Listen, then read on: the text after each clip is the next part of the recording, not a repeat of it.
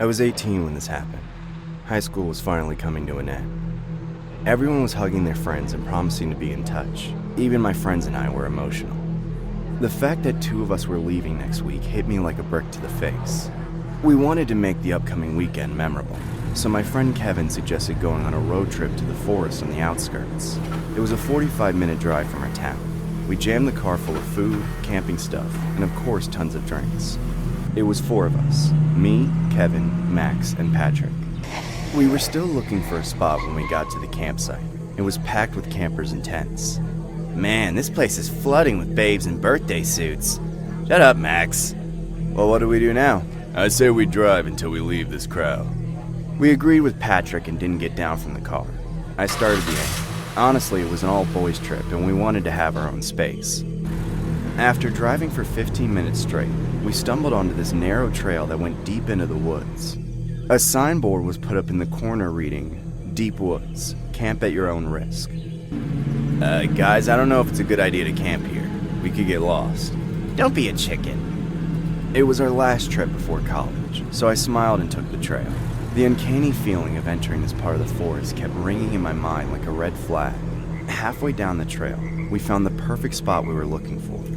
Patrick and Max started putting up the tent while Kevin and I hoarded wood for the bonfire. The weather was rainy and humid, so we spent the first few hours inside the tent, just making fun of each other and drinking. We were enjoying the moment when Kevin said, "Is someone walking on our site right now?"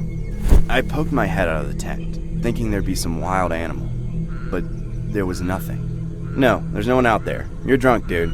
Kevin felt embarrassed and we made fun of him. At around 3 p.m., the sky got clear. We came out of the tent and realized it was going to be dark soon. Hey, let's explore the surroundings before the light fades out. All right, let's go. Kevin and Max stayed back at the campsite. They wanted to get started on dinner, so Patrick and I went without them. Our crunching footsteps on the wet leaves echoed into the woods. I don't think there's any other campers here except us. With the mixture of the tall trees, the hooting owl, and the breezing wind, the atmosphere was honestly quite thrilling. Being drunk, we didn't realize how far we had come from the campground. Suddenly, we heard music in the distance. It sounded like someone was listening to the radio. Am I going crazy, or do you also hear music? You're not crazy. I hear it too. It seems like it's coming from the end of that small trail. So far, I overlooked a second trail heading to our left. We followed that trail. Yes, that was our mistake number 2. After 5 minutes, we reached this small campground that looked like a mess. An old rusty RV was parked under the tree. Tattered trousers, shirts, and socks were strung up in a row. A bunch of coolers and damaged car batteries were scattered around the van. Whoever owned these things was undoubtedly living off this van for quite some time. Patrick pointed at a pile of blankets lying on the ground. Dude, I think there's something under this. Don't touch it, dude. We don't even know. But Patrick reached out to grab the blanket when suddenly it jumped on him. Oh, you damn dog! What we guessed was a blanket was a giant boarhound dog with wrinkled skin like my grandpa. Have a feeling we shouldn't be here, dude. Yeah, let's go back. Patrick and I turned around when we heard a coarse voice behind us. Need anything, boys? A man was staring at us from the window of the RV. He waved at us, and I had to smile to drive away the awkwardness. No, sir. We were only fooling around. Sorry to disturb you. We were about to head back. What? No, it's all right. I hardly get visitors. He came out of the RV to talk to us. He was tall and partially bald. The amount of brown hair poking from his head reminded me of the uneven lawn of my house. Why don't you boys come into my van for a drink? Patrick and I exchanged a worried look. Even though the man appeared friendly, he gave off weird vibes. But just to be polite, we did go in. The inside of the van was way worse than its outside. Not just that, the van was covered in uncomfortable cutouts from adult magazines. Being boys, we could still ignore them. But what made me shiver was the big shiny chopper kept on his bed. It was the only thing that seemed clean and well taken care of. That's just for protection. There are bad people in this world, you know? Yeah. So how long have you been living here? Long before you hit puberty. His joke wasn't funny at all. He handed us his drinks and told us where to check out in this national park. After a few more minutes, we got up to leave when the man suddenly grabbed my hand and asked in an almost whispering voice, "Hey, how many of you are there?" There's 4 of us, but why?" We're at a risk. It's just not really worth it, I think. I just don't. You wouldn't be able to hide all the bodies, wouldn't be able to hide all the evidence. There'd just be too much. One of them could run. I can't be chasing them right now. I can't be doing this shit." He went on muttering to himself, and we could hardly make out what he was saying. We finally came back to the campsite. That night, I almost slept with one eye open. The smiling face of that man kept flashing in front of my eyes. Even though he looked normal, something didn't seem right about him. We came back from the trip and our lives moved on. After 2 months, I was at my girlfriend's house when Patrick called me. Dude, check the news now! "Why? What happened?"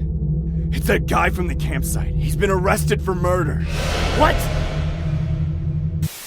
The story you just saw is based on the true incident uploaded by a Redditor with the username Dr. Jim Danger.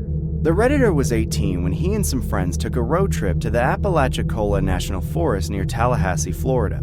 Their goal was to get away from people, so they found themselves driving far into the woods. After they set up camp and had a few drinks, he and a friend decided to explore the surrounding forest. They found another trail and started following it, but the further they went, the more apparent it became that someone was living there. Eventually, they came to the campsite of an older man living out of his van. His clothes were strung up, coolers were scattered around, and a dog was sprawled beside the truck. The user and his friend tried to back out without being seen, but the man caught sight of them and called them over. He asked them friendly questions and offered places they should check out in the park. After about 10 minutes of talking, they returned to their own campsite.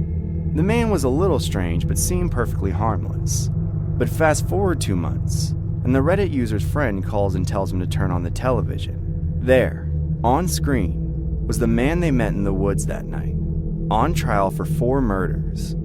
The man was none other than Gary Hilton, a former Army veteran infamously known as the National Forest serial killer. He admitted to killing and decapitating at least 4 hikers over the years.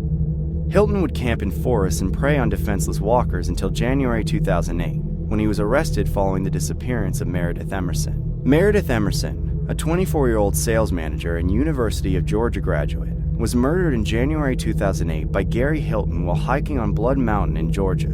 Her cause of death was eventually determined to be blunt force trauma to the head. I love backpacking. It's my favorite hobby to calm down my nerves after a hectic week at work. Almost every weekend, I go on hiking or road trips, alone. I'm a bit of an introvert, which kind of backfired on me this one time. After a stressful project, I took a 5-day-long holiday to travel and live in nature. I always keep a bag ready to go camping. I took enough ready to eat food and water to get by. The plan was simple. I drive by the high road surrounded by woods and camp inside it for a night's rest. It was my first time doing things like that, so I never saw it coming. The first 3 days went smoothly. I woke up to amazing sunrises, had hot coffee, and prepared breakfast. And then, I headed for the next stop. On the 4th day, I left the last town on the highway and got onto this dirt road leading to the deep forest. I prepped my car before that and refilled everything. This time, I was going to camp by a lake and stay there for 2 days, totally away from people. I was buying drinks from the gas station when the owner asked, "Going hiking, huh?" Yeah, man. "Are you gonna spend the night in the forest?" Yeah. Why? The man's face changed. He chinned down his face and said in a low voice, "Has no one ever told you about Mary Ann?" I frowned at hearing this. The owner went on. Mary Ann was a beautiful maid in a bid to escape her owner. One night, she ran away and ended up in those woods. She wandered into an unknown place and was raped by thugs, who later murdered her. Come on, dude. You're just trying to scare me. Well, it won't work for me. I paid for him and left him in my car. As I drove away, the man kept muttering how I shouldn't be staying in those woods at night. I was halfway put down when the sky rumbled. Dark clouds immediately covered the daylight, and the rain started pouring, but I couldn't stop, so I kept driving at a minimal speed. I feared that going at high speed might turn the car over if it started to storm, hence where I was supposed to reach by afternoon. I arrived after sundown. It was a shallow creek. The banks were filled with uneven grass and wildflowers, creating a mystic smell. At last! The moonlight was shining on the stream. I collected some wood and lit a fire to warm myself. After feeling all charged, I chugged drinks and made dinner. I heard a waterfall at the end of this creek, and I wanted to wake up early to visit it the following day. I made fried eggs, bacon, and some ramen noodles. I was starving after the annoying drive. By 8:30, I was inside my tent reading a book. I could hear the splash of water on the riverbank, the chirping of crickets, and the crackling sound of wood burning in the fire. After 5 seconds, another sound added to that ambience, a sound of someone swimming in that creek. I could hear the clapping of waves echoing into the woods. I unzipped the tent and peeked out from the corner. The banks were filled with fog. A cloud of smoke was covering the creek like a gray wool blanket. Just then, I saw a head floating on the water. I flashed my light, and it quickly went underwater. A weird feeling increased my heartbeat. Was that a person? I came out on the banks and flashed my light to look around. I couldn't see anything. I turned around and returned to my tent when I heard a sound in the water. I flashed my light back at the water. It flickered twice and then stopped working. Damn it! I hit the torch with my fist, but it was done for.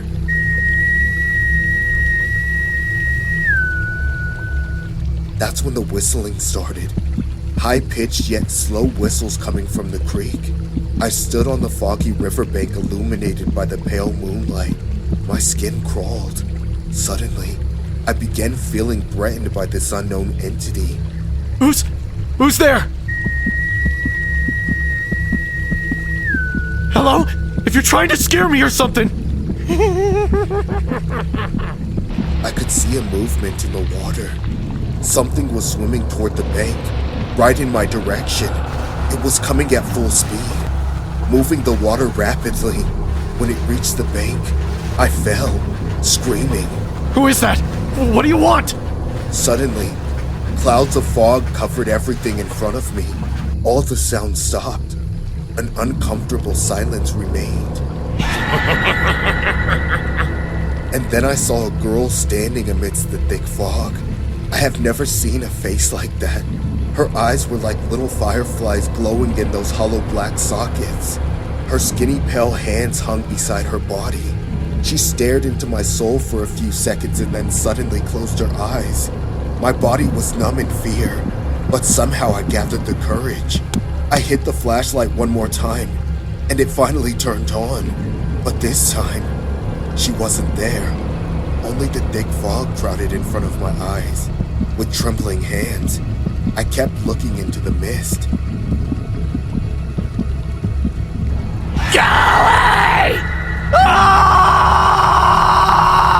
I wasn't ready for this shock, so I fell on the muddy banks. The girl was now standing before me, floating 4 feet above the ground. Her mouth opened wide, and so did her eyes. Then I heard a buzzing sound. As the sound grew louder, thousands of flies came out of her eyes, of her mouth. It was as if she was vomiting them alive. The flies swarmed all over me, and I started running like a mad dog. All I remember after that was grabbing my stuff and hopping into my car. I looked at the Moonlight Creek one last time.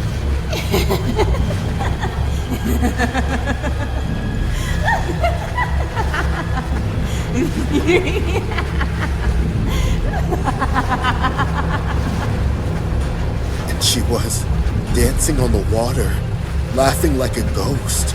Her long hair dangled in the cold wind as she moved in circles, stretching her arms wide to the sky. Her chuckles echoed into the night. A sick joy could be sensed in her lunatic dance moves. It was terrifying to witness. I left the place that night. I drove until I reached the same gas station. I spent the night there. The next morning, I told the owner everything I saw. The owner said Miriam's body was found on the banks of the creek one morning. Her face was distorted with fear. A swarm of flies moved in circles around her hollow jaw that was opened in a silent scream. Her killers were never caught. People say she still haunts the woods at night. This happened when I was working to keep up with my college bills. I lived in a small apartment close to campus. I was an extrovert and enjoyed meeting new people. But not anymore. It was a warm Saturday night. I was drinking lemonade sitting in a cafe when I got a text from a guy. For the sake of the story, let's call him Andrew. He said he too went to the same college as me and got my number from a friend. After chatting with him for a bit, he said he was near my location and wanted to meet. It sounded rushed, but I was alone and needed some company. I texted him my exact location and waited for his arrival. After 10 minutes, he walked into the cafe. He was a tall, handsome guy who looked exactly like the picture. Having the first green flag, I waved at him, and he smiled. He sat down at my table and we started talking. Good that you were close by. Yeah, thank God I decided to take my truck to the car wash. You're funny. Within the next 20 minutes, we were holding hands like high schoolers. There was something about him that was just really attractive to me. We had dinner and went for a long drive in his car. He had this black pickup truck which he said was a gift from his dad. After fooling around in random streets, Andrew pulled over the vehicle under a tree. So, you want to go hiking? What? Right now? But I didn't even bring my stuff. He pointed at this big rucksack in the back seat and said he loves night hiking, so he always carries his things. So far, there were no red flags, so I agreed. Andrew said he forgot his flashlight, but the camping ground was close. Also, he knows his way around these woods, hence the moonlight will be enough for him to find the way.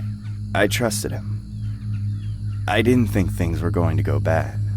We were walking into the woods. It was dark and scary. I could see fireflies wandering around us. A hooting owl almost gave me a heart attack. It's too dark for me. I'm switching on my flashlight.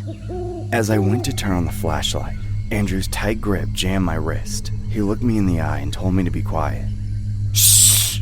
That's when I felt my heartbeat increase. My voice started to shake. Andrew? What's happening? He put his hand on my mouth and pulled me behind a tree. I wanted to scream, but I was so frozen that I could only stare at him with wide, freaked-out eyes. Just then, I heard a snap in the distance. Andrew looked to our left, and I realized he was scared too. He was looking at something which seemed to threaten him. Was that why he told me to be quiet? But what is it? Andrew looked back at me and whispered into my ear. There's a man behind that bush. I saw his bloody knife shine in the moonlight. Oh my god. We need to be very still and slowly back our way to the car. Stay still until I tell you to run, okay? I nodded my head, and soon I heard footsteps approaching us. Oh no, he's coming this way! Run! Run! We started to run. I didn't care about the dried branches cutting my skin on the way. I just ran. Ah! I heard Andrew scream and saw him trip and fall onto the ground. Andrew! I rushed back to him and got him up. Even though he sprained his leg, he didn't stop until we were inside the car. He locked the doors right away, and we saw a man. He was standing under a tree, hiding in the shadows. I bet he was looking at us in anger. I could see his demonic eyes burn with regrets even in that pitch black. Andrew spent the night in my apartment, and we never knew who that man was until years later. We never got to see his face. Andrew said he only saw his silhouette. Years later, I was sitting in the living room when Andrew, my now husband, turned on the TV. Ted Bundy, the infamous serial killer, was caught at that time. When the journalist asked him about having close calls of getting caught, Bundy narrated an incident from a moonlight night in the woods down the highway. He said he was dumping a victim's body there when he encountered a boy and girl coming his way. They seemed like hikers, he said. Bundy thought they saw him and chased them to stop him from escaping. What he said after that made my husband traumatized for life. Bundy mentioned that the guy probably tripped, and it was the victim's body he tripped on. Lucky for him, the guy never bothered to check. And Bundy realized that the couple never saw his face. It gives me chills to think about how we escaped a deranged serial killer. We also live with deep regret. If we had just seen his face, we would have been able to report him to the cops. So many innocent lives could have been saved then. The story you just saw is based on an actual incident with a couple who later shared it on YouTube. Sometime during the 1970s, a young couple went on a first date. They were having a good time, even though it was awkward like most first dates are. It was getting late and the man asked the woman if she wanted to go on a late-night hike. He was very experienced with the area and had hiked there many times. She agreed and they went off towards the woods. They arrived at the spot and got out of the car, walking into the woods. As they were walking into the dark woods, the man felt something hit his foot. It was very soft. The feeling in his stomach was extremely intense now that something was wrong. He paused for a second and continued off without finding what was the soft thing he felt on the ground. Years later, that very same couple was happily married. They were both watching TV one day and stumbled upon an interview with the famous serial killer Ted Bundy. The interviewer asked when was the closest time he was almost caught during his killing spree. Ted Bundy said he was almost caught once in the woods when a man stepped on a dead body while hiding in the woods, but he just walked off and didn't investigate. He told the interviewer where and when it happened. It turns out it was the same couple.